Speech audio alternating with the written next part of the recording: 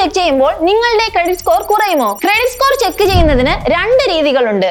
ഒന്ന് soft enquiry, രണ്ടാമത്തേത് hard enquiry.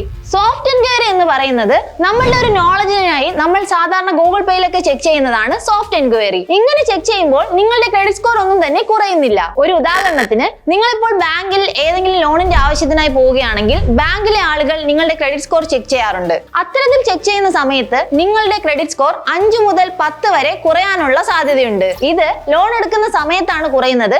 അതിനുശേഷം നിങ്ങൾ തിരിച്ചടയ്ക്കുമ്പോൾ നിങ്ങളുടെ ക്രെഡിറ്റ് സ്കോർ ഓട്ടോമാറ്റിക്കലി ഇൻക്രീസ് ആവുന്നു. ഒരുപക്ഷെ നിങ്ങൾ ലോൺ തയ്യാറായി ബാങ്കിൽ പോവുകയും ബാങ്കിൽ എത്തിയതിനു ശേഷം നിങ്ങൾ ലോൺ വേണ്ട എന്ന് തീരുമാനിക്കുകയും ചെയ്യുന്ന സമയത്തും നിങ്ങളുടെ ക്രെഡിറ്റ് സ്കോർ കുറയുന്നു. അതിന് കാരണം നിങ്ങൾ ബാങ്കിൽ ലോണിന്റെ ആവശ്യത്തിനാണ് പോകുന്നത്. അപ്പോൾ നിങ്ങൾക്ക് ഫിനാൻഷ്യലി എന്തെങ്കിലും ആവശ്യമുണ്ടെന്ന് ബാങ്കുകൾക്ക് മനസ്സിലാവുകയും അപ്പോൾ തന്നെ നിങ്ങളുടെ 5 മുതൽ 10 വരെയുള്ള ക്രെഡിറ്റ് സ്കോർ കുറയാനുള്ള സാധ്യതയുമാണ് ഉണ്ടാകുന്നത്. ഇത്തരത്തിൽ നിങ്ങളുടെ ക്രെഡിറ്റ് സ്കോർ കുറയാതിരിക്കണമെങ്കിൽ ഇടയ്ക്കിടയ്ക്ക് കടം വാങ്ങുന്നത് നിർത്തുക. അതുപോലെ തന്നെ ലോൺ എന്ന് കേൾക്കുമ്പോൾ തന്നെ ബാങ്കിൽ പോയി എൻക്വയറി ചെയ്യുന്നത് നിർത്തുക.